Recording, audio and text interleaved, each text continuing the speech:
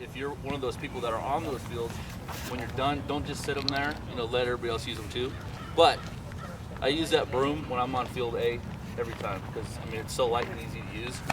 Instead of having to drag the cart out and use it, and it's as simple as you're just walking behind it and dragging the field. And I start in the middle, and I just get bigger circles as you go around. I don't know if anybody saw that on the back of that red cart, there's a big thing on the back called a rascal. Don't use it. If you see it on the machine and it's sitting there, please don't use it because you can destroy the field really quickly. Think and dig like 4 inches down, and you can hit home plate. We'll try to keep control of how the fields are soft and groomed on that way. But you guys feel free to use the carts and just the metal net on the back and that. Now once you do that, come on over here. Ooh, yeah. I'll mention it. Okay.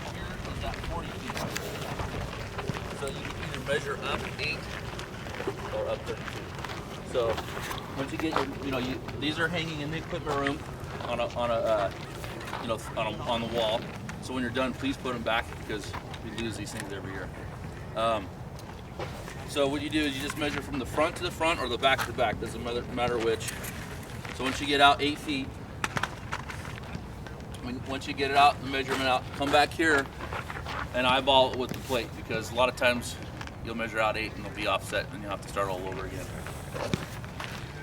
What I recommend doing is leaving it flat. Now, when you play games, you're supposed to set it flush with the ground. So you can dig it out, back of the hammer, or there's a base tool in the. Hey, Chris, you got that base tool? I put it back. Okay, so in each cart and on the shelf is a base tool. It looks like a skinny spatula. So when you go to put the bases in, you'll need to get that tool because we fill in the bases. Are 8s using bases? Throwdowns. Oh, throwdowns. Okay, scratch that. Use the back of the hammer and you dig out this so it's flush, okay? Obviously you take these nails and just pound them in. Not a big deal. Now we go to chalk field. Where do the nails go when you're done with them, Steve? There is a bucket inside there where you get them, right next to where the bases sit. Please put them back there because we go through about 80 of these a year. And Dave has to make them, so. All right, when you're chalking the field, do we do a circle for the 8 too? It's a 2-person job, okay? Somebody holds this out, come out 8 feet, and you'll notice on the bottom of, this is a little, come around on the disc, draw your circle. Okay, then you get your chalk, and we'll go over the chalk in just a second. Draw your circle, then you come and you chalk the circle. In 8s, it's not really a big deal. All is the circle there is 4 is somewhere to stick your kid. Okay? All right, your pitcher, go in the middle. Okay, when they start pitching, there's some regulations with the circle, and if they're stepping out of the circle when they're pitched, but it'll never happen. So when we go to chalk the baseline. Grab that for me. Go down there. No chalking for 6s? Okay, no circle. Yeah, that's fine. Is that right, or they still do it? Yeah, I don't think so. Yeah, you might have to just do it so you learn how to do it. But so come on over here, guys, just so you can see. The base has home plate has a angled edge. Okay, you line up this tape measure with that angled edge there. And on first base, it goes right in between them. And what you want to teach your girls is when they're running to first, you run outside the baseline. And really even draw a second line so they can run through. And the reason is it's safety, and they do this all the way through high school. So the orange base is the basic tag. And if anybody has any questions on rules or things like that, you just give one of us a call. So once you get that down,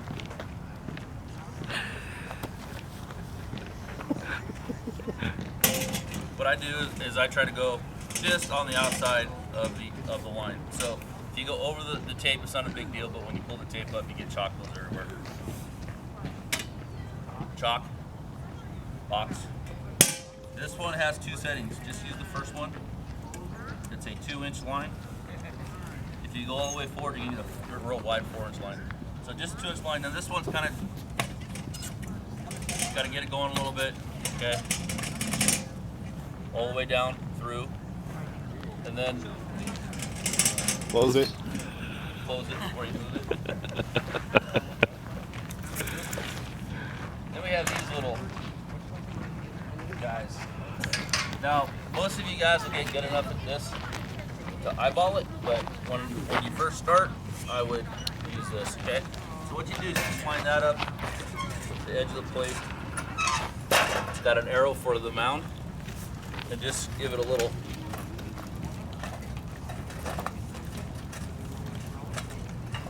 And that's all you need to do.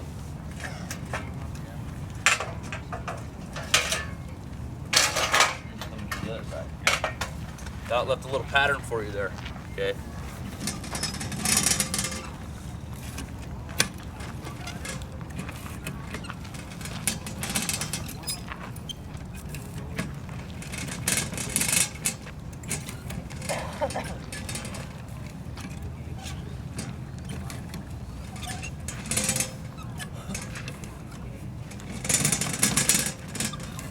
If you want my recommendation, what you want to do is find a dad that will do this for you. Okay? So that way you can be working with the kids in warm up instead of chalking the field. Huge, because you're getting here early. You know, train somebody else to do this for you. Do it. Okay. Any questions on this part? I assume all of this goes back in when Yeah. you're done. So we are in the right now. Hopefully we're going to have a box in the back of each of the 4 fields that'll be like a job box. You'll have chalk and chalkers and that kind of spaces and stuff in it. But for the time being, it's in the equipment room. They're all on shelves and pretty simple. Just especially with the chalk, it's a mess.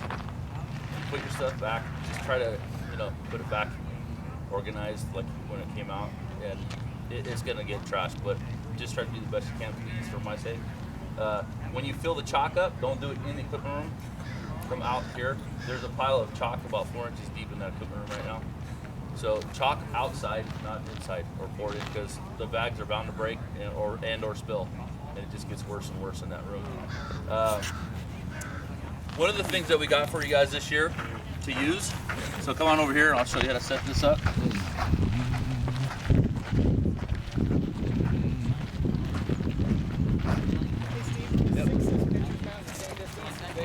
I believe so. Yeah, because the coach pitches anyway. Yeah. You'll be sharing fields even when you practice generally. So somebody will be on the grass, somebody will be on the field. When I started, I had never coached softball before, and I threw into coaching sixes like probably most of you. And when it was my turn for the grass, it was like, right, a lot of stuff you can do on the grass. Don't be discouraged. Each field has 2 tees and 2 of these nets. It's not going to be tear off next week or next practice. We're going to rotate. So everybody. These will be in the cooking room for you to use also. So, what I would suggest you use is utilize some of this equipment that we have for you. So now we need to run over to the black bucket over there. One of you. The first time you set it up, it's really pretty easy. It's better than those ones that are spring loaded and you can never get them back together. This is a bow net. So the fat poles go on the bottom.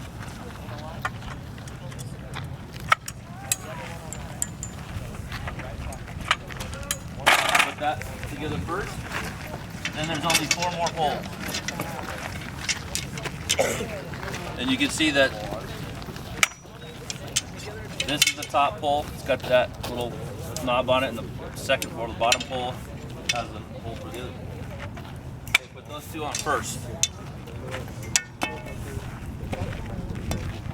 Then you put the net on.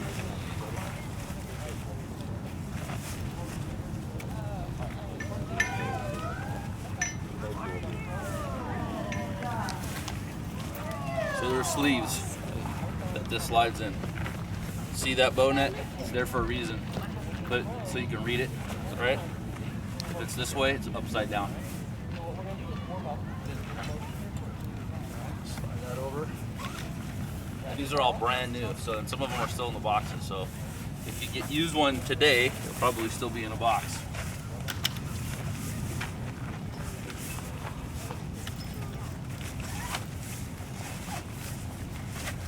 Again, this is something that you could have a dad setting up for you while you're stretching your girls out.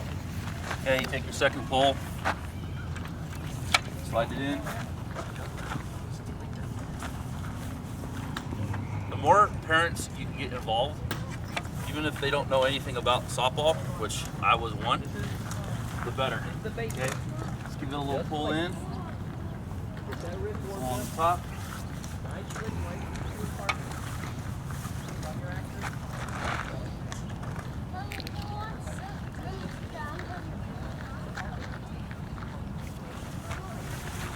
Lift up the bottom, it's got a little bungee. Hook it on that little nub there. That's all it is. Everybody see that? You just lift up. Little bungee there. Now, these rings are for stakes. We won't need them. I have one of these that I take with my travel team everywhere, and I haven't had to use them yet. I mean, it's really sturdy piece of equipment. So, tee. So each field could actually have 2 stations set up for hitting while you're on the field. So if you're in the dirt, it's your time for the dirt. Utilize the dirt. Don't use hitting. Let the team that's practicing on the grass work outfield fly balls, throwing and hitting, and then flip. Work grounders. When you're halfway through. So, and I tell you, I mean, you guys are going to be using tees, but I use tee through. I mean, I have a 16-year-old that hits off a tee every week. So this will be a piece of equipment that you use forever. Okay, so that's it.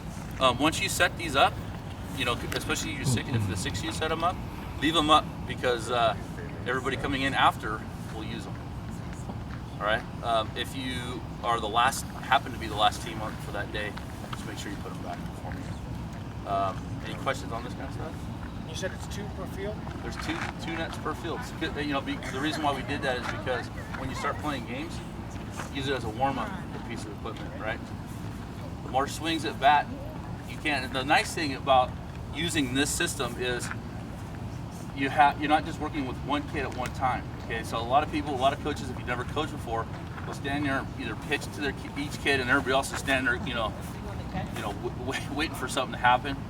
With this, you can get two separate dads working a box. You can move these girls through the stations quicker, and it keeps them more in tune and more involved and having a lot more fun.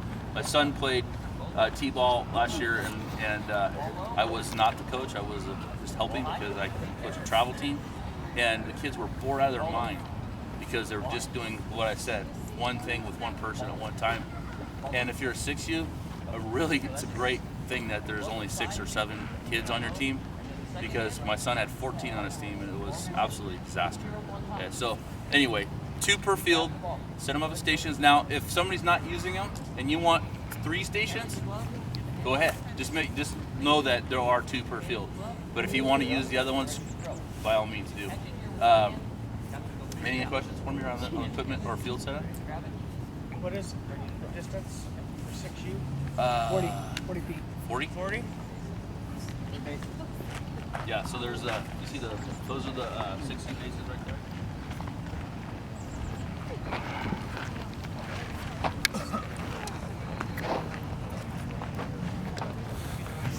Now, on first base,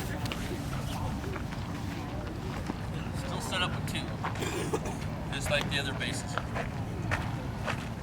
Okay.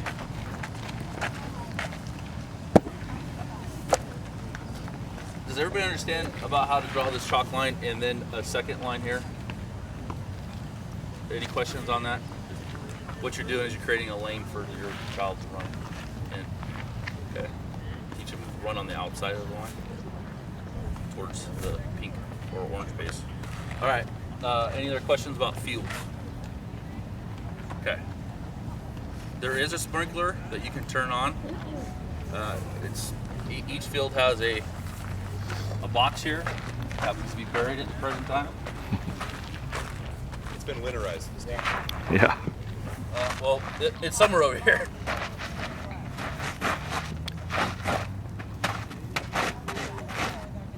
If you're really feeling,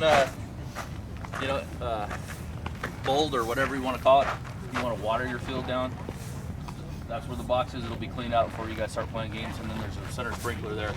The only time that I would recommend using that is if you have to use that, is if you're going to drag the field with the cart, because when it gets dry, it create a lot of dust. Neighbors complain constantly. Kelly was very nice about how many complaints we get. Please, these guys right here, need to respect them. They are our biggest complainer.